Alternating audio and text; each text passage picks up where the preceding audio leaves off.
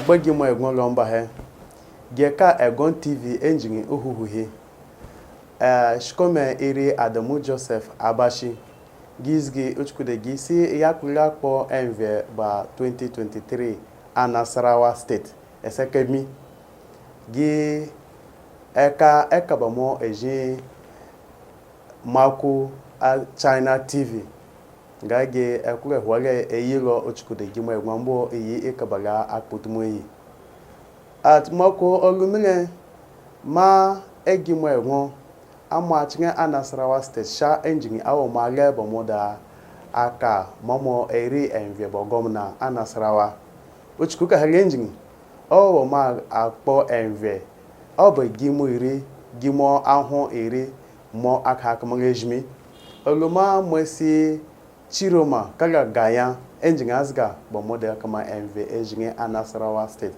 chiroma kaga gaya hello awo obungu ba gafia nga INEC awoma olu atama olu mile ma achiro ma hello INEC awoma ambu ni metra mwese envio mabombo uchkushi mwese envio mabombo makulo do obunve ogun ekule bele potumoyi olu atama olu mombo be mo ashe atekeke nga bomoda lu ovolomo alafia olu mile amo PDP engine adama potum hilombo uchkushimo otumu hilo mare leba ma ta enve engine ma o mare he leba mo do wukun a anyega uchkuda mo aka okun mo ngada mo si enve leba mo ata sadamo amo PDP engine ehme motumu uchkuda mo akpo edigotum hilo mo.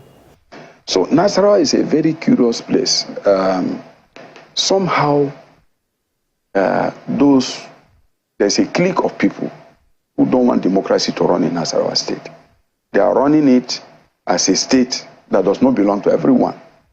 And because of that internal conspiracy against the majority of the people and democracy, they keep rigging elections.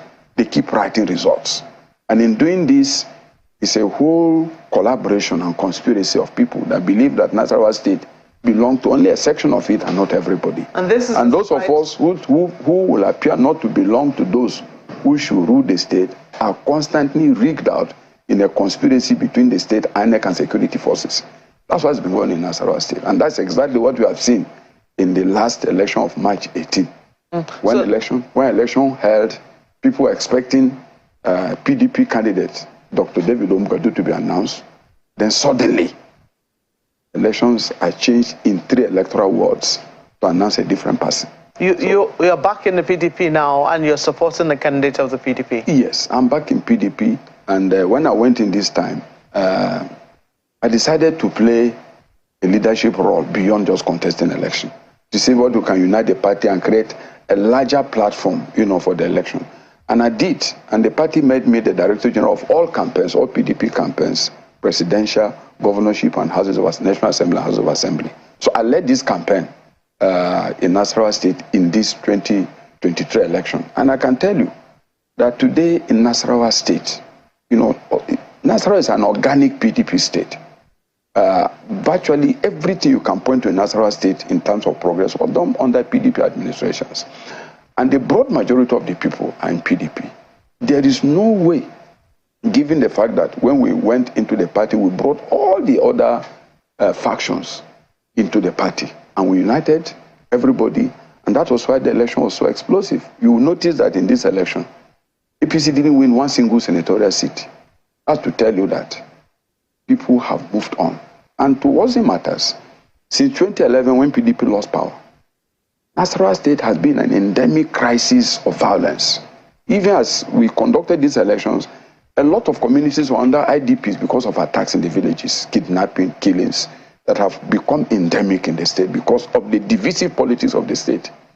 When you run a society where you say some people can't rule because maybe they belong to certain tribes, certain sections, then you have violence, you have chaos, you have lack of unity, and that's exactly what's happening to Nasarawa State.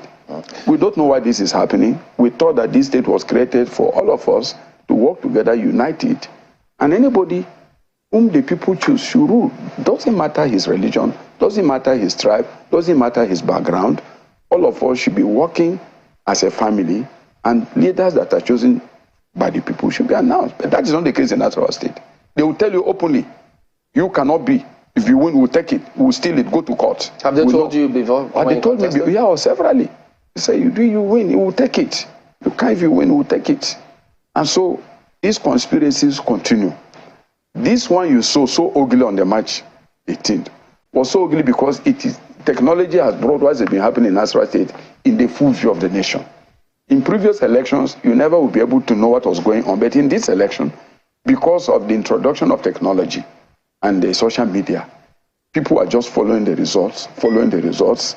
Then at the point of announcement, something happens. Suddenly, but shouldn't they be hopeful? Because if that is what happened, then the people will have evidence such that they can proceed to the tribunal with it, and it should be clear as day. If they Why should we be winning election in tribunals rather than...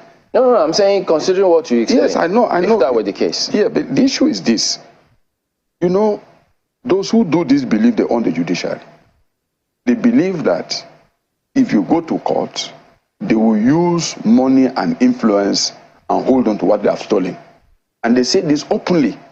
In the case of Nasarawa, I can tell you, apart from maybe 2003, when I know we really won an election, election in Nasarawa are sustained manipulation because of the intention that not everybody should rule Nasarawa State. So they make sure they bend the rules, they bend INEC, they bend securities. Look at what happened on the 18th of March, for example.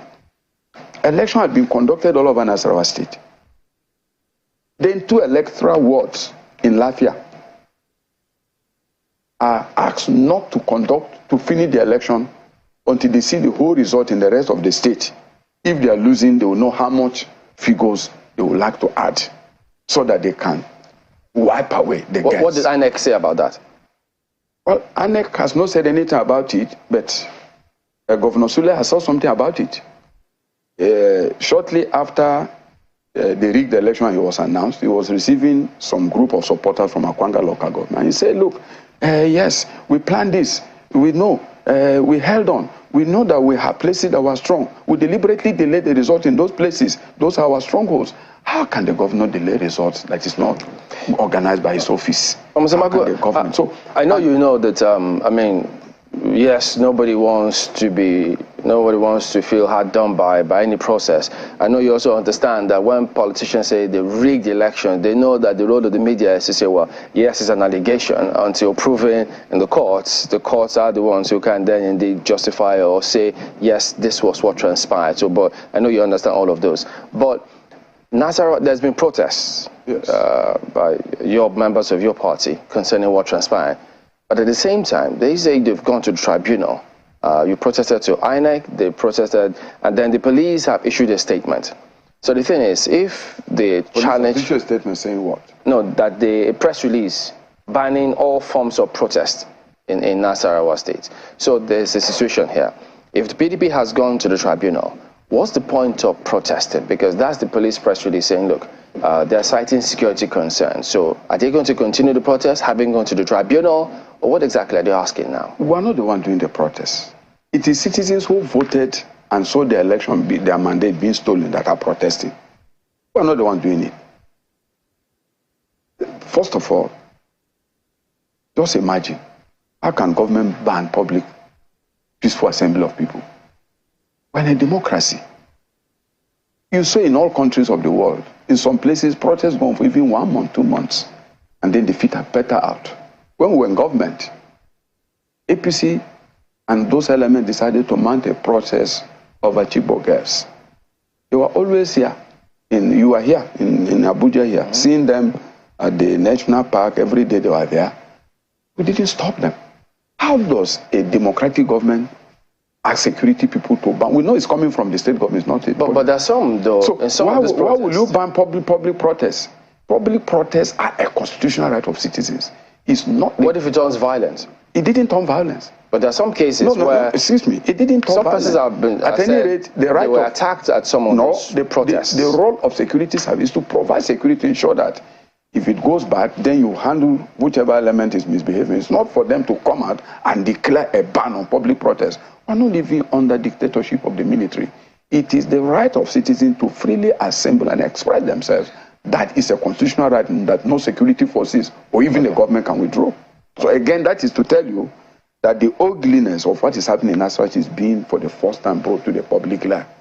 And so the state government and who rigged the election are uncomfortable with what is happening in Nasarawa.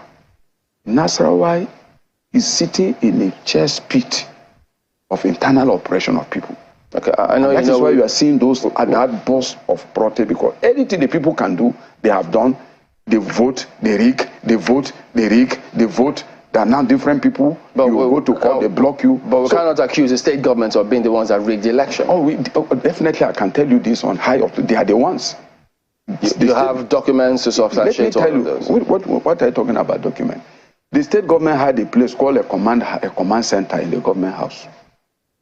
That is the place where they designed and rigged the election. They wanted to hack into the election. It didn't work. Then they decided that they will hold the election in a way. They will hold the election in Lafia, where they claim to be their strongholds. If it looks like they are losing, then in collaboration with INEC, they will add figures to the result and announce. You have all this on tape? Listen, and we can go to court. And let me go to INEC. If you go to the IRF, you will see that. But this, let me finish first. You have it on tape. Let me learn. If you go to INEC, you will see that the elections had been uploaded in virtually 99% of all the polling units. Let me take Gayam and Chiroma wards. By the way, INEC is located in one of the electoral wards, and then they could not conduct election for 3 days. Yeah. In the headquarters, where INEC headquarters is located, the election is finished in Toto. The election is finished in far away local governments, but it will never finish in Gayam. I need to bring in my colleagues in Lagos. Because they need to manipulate. But Mr. Maku, you haven't told us what you said about them saying they wanted to do plan A or plan B. Do you have them on tape?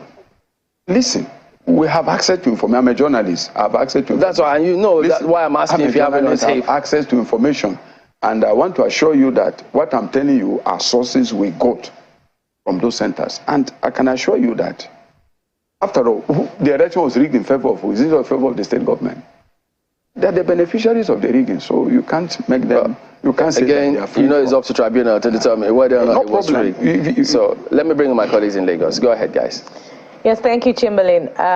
Professor Maku, if indeed, you know, the PDP, Nasarawa State is a stronghold of the PDP, in this governorship elections, without discountenancing your allegations of rigging, by the way, the margin of lead, you know, by the APC is still rather wide.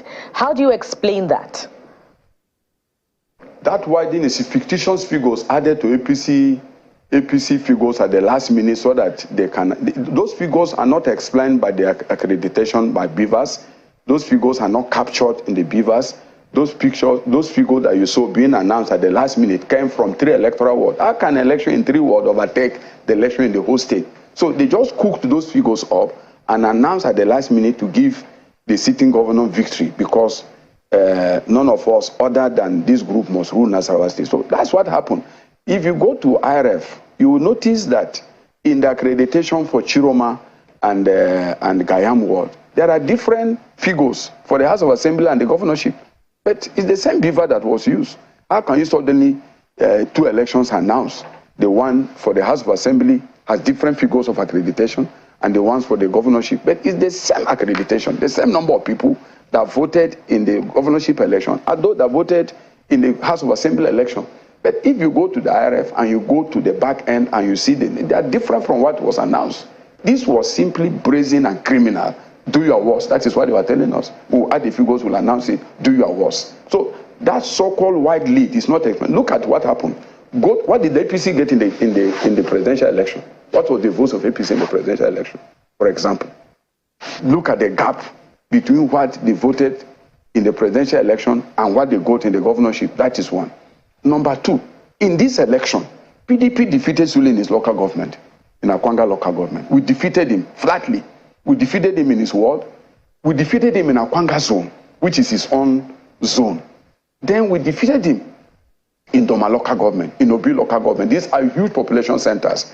Then we defeated him in Karu. Where are they cooking those figures from?